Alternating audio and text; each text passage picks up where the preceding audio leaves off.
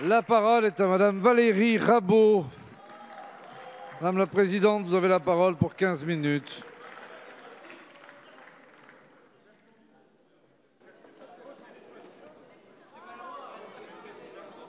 Chut, un peu de silence. Monsieur le Président, Monsieur le Premier ministre, Mesdames et Messieurs les ministres, mes chers collègues, lors de votre présentation de la réforme des retraites le 11 décembre dernier, vous avez eu pour stratégie de vous inscrire dans les pas de Michel Rocard, avec ces mots « Je crois au langage de vérité » qui était celui de Pierre Mendès France et de Michel Rocard.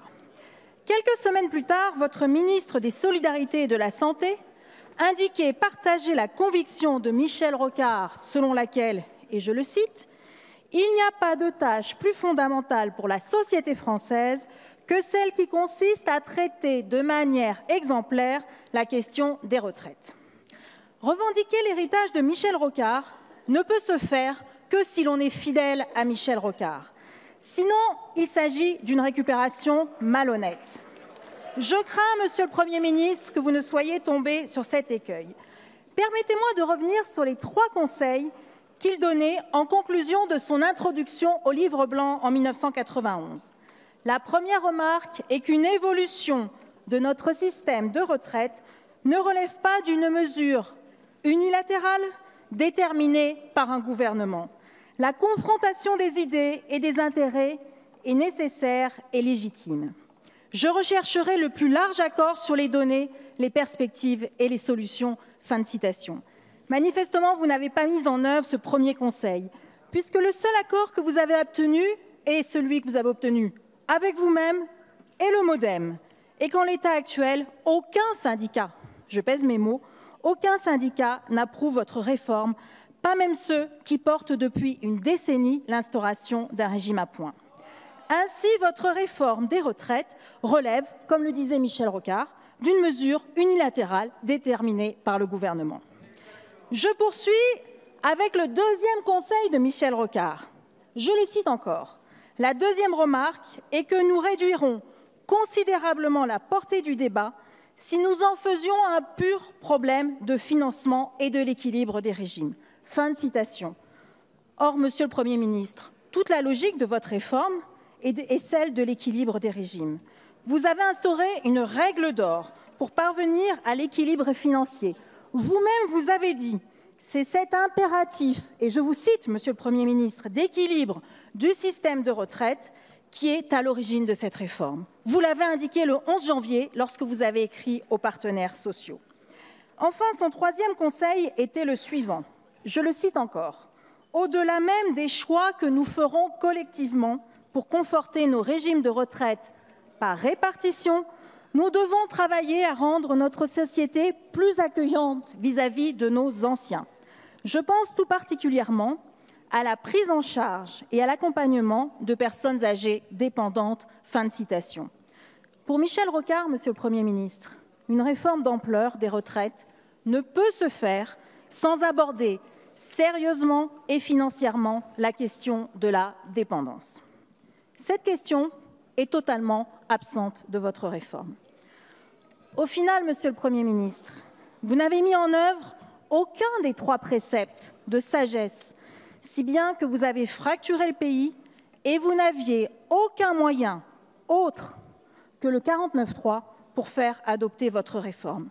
Vous décidez d'activer le 49.3 à un moment où le gouvernement devrait plutôt rassembler le pays, rassembler toutes les forces politiques pour faire face à la crise sanitaire qui s'annonce d'ampleur avec le coronavirus.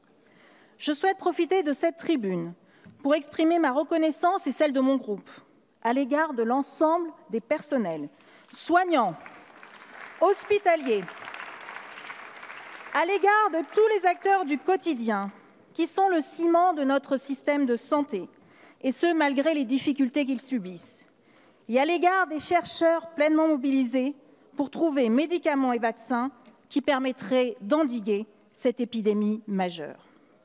Ils font partie des héros de la République. Ils sont le visage du modèle social que beaucoup nous envient dans le monde et que tous les responsables politiques devraient avoir à cœur de défendre, de préserver et de consolider. Monsieur le Premier ministre, non seulement vous passez en force dans ce contexte si particulier, mais en plus, votre passage en force constitue une première dans l'application du 49.3, une triple première. Pour la première fois, je pèse mes mots, le 49.3 porte sur un texte qui n'aura pas été examiné dans sa totalité à l'Assemblée nationale, que ce soit en commission ou en séance. Comme la commission spéciale a arrêté ses travaux à l'article 26, il apparaît que 39 articles, soit les 2/3 du texte, n'ont à aucun moment fait l'objet de débats. C'est une première dans notre histoire et cette première est inacceptable. Pour la première fois, le 49.3 est déclenché dès la première lecture sur une loi sociale, non pour contourner un problème de majorité, mais bien pour faire taire les oppositions. Il s'agit là aussi d'un dévoiement intolérable. Pour la première fois, le 49.3 porte sur un texte qui concerne tous les Français dans leur quotidien et pour leur avenir, et qui porte sur le quart des dépenses publiques de la France. Activer le 49.3 de cette façon conduit à dévoyer l'esprit même de notre Constitution. Si cette dernière cherche à préserver la capacité d'action gouvernementale, elle n'a pas été conçue pour couper le gouvernement à ce point du peuple, des corps intermédiaires et de la représentation nationale. Monsieur le Premier ministre, il y a un an, à cette même tribune, vous vantiez le grand débat. Aujourd'hui, vous pratiquez le sans-débat, et c'est inacceptable. En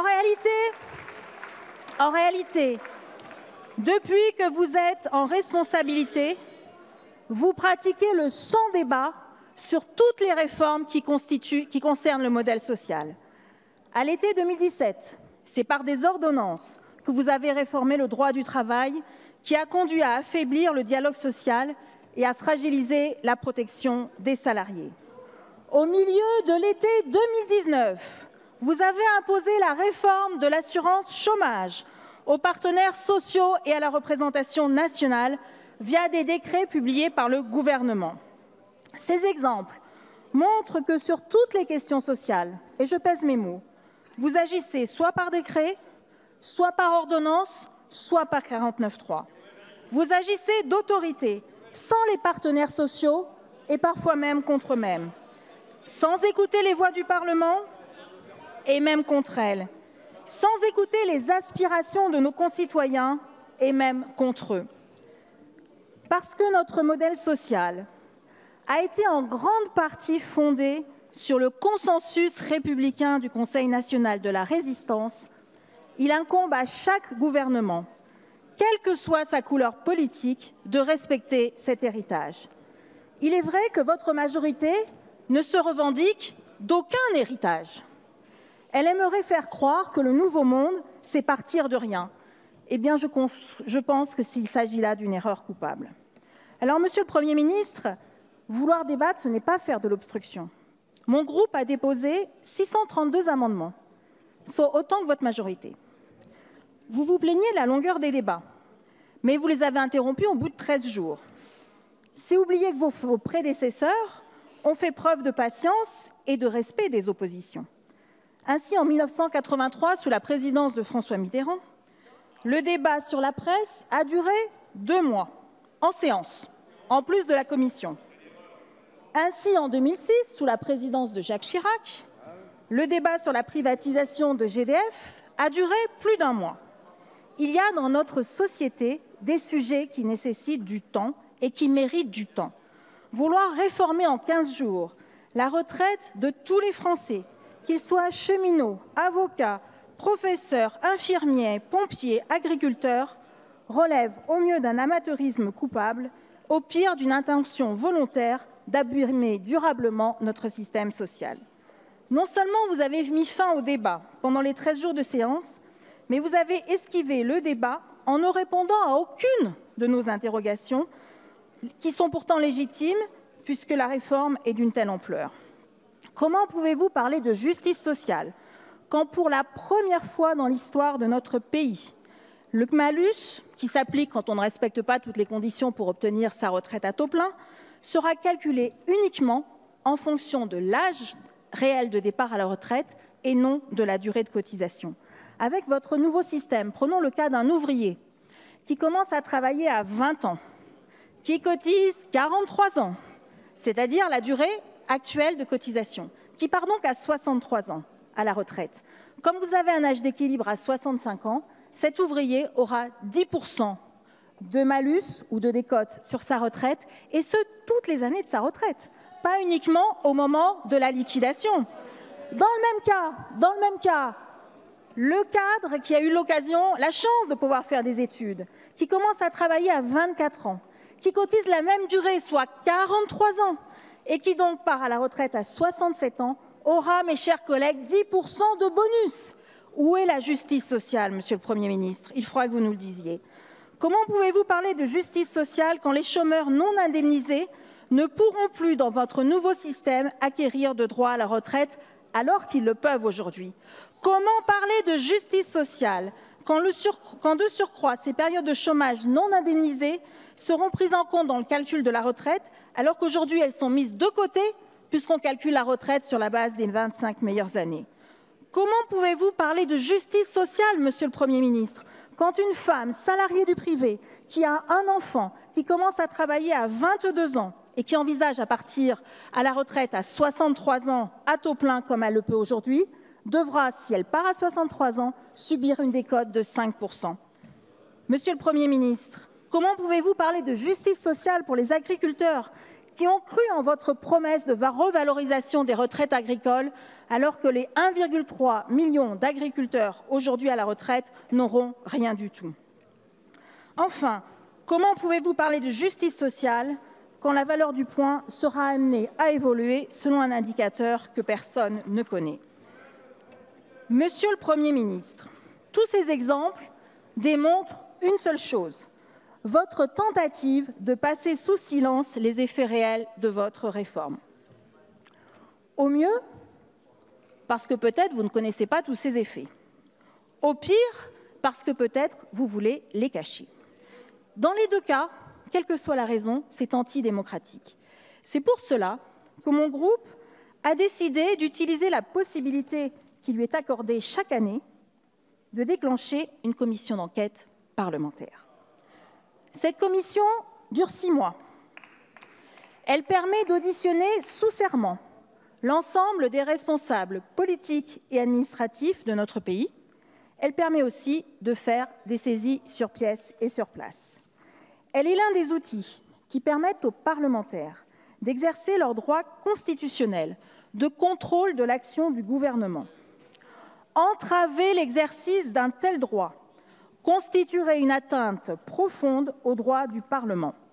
J'espère, Monsieur le Premier ministre, que le gouvernement, garant du respect de la Constitution, n'aura pas cette tentation pour lui-même et saura prévenir sa majorité des risques que cela ferait encourir à notre démocratie. En conclusion, Monsieur le Premier ministre, vous avez souhaité engager la responsabilité de votre gouvernement sur ce projet de loi retraite. En ce sens, vous ne nous avez laissé d'autre choix que celui de vous censurer. Tant votre responsabilité est immense, à la fois parce que vous ne maîtrisez pas les conséquences de votre réforme, et à la fois parce que certaines de ces conséquences que nous connaissons déjà conduiront à appauvrir durablement plusieurs millions de nos concitoyens. Le groupe socialiste et apparenté a donc co-déposé une motion de censure. Cette motion, à nos yeux, n'a pas vocation à être une tribune politique. Elle vise à mettre un coup d'arrêt à une réforme qui constitue une fragilisation sans précédent du pacte social.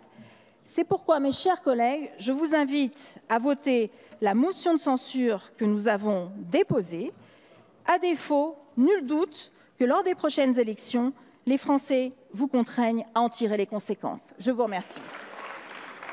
Merci, Madame la Présidente.